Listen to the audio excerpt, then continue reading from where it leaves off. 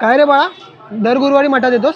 हा म्हणजे प्रयत्न करतो, पण ऑफिसमध्ये कधी जास्त काम असलं ना की राहून जातं. चला बरं आहे, या वयात सुद्धा स्वामींची ओढ आहे. नाही तर आजकालच्या मुलांना नुसता पार्ट्या करायला पाहिजे.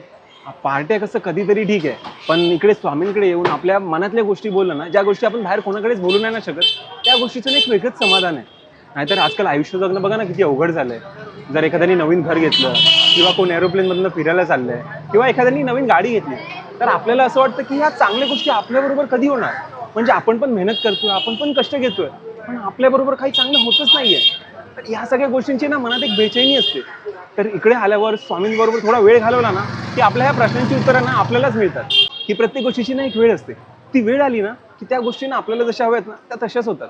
तोपर्यंत फक्त आपल्याला ना प्रामाणिकपणे मेहनत करायचं आणि इतर कोणाच्या ताटातलं जेवण बघण्यापेक्षा ना आपल्या ताटात बघून जेवलो ना तर आपल्या आयुष्यातले प्रॉब्लेम्स कमी होतात आणि आपल्याला थोडक्या गोष्टी सुद्धा आनंद मिळतो. वा, तुझे विचार ऐकून खूप बरं वाटलं.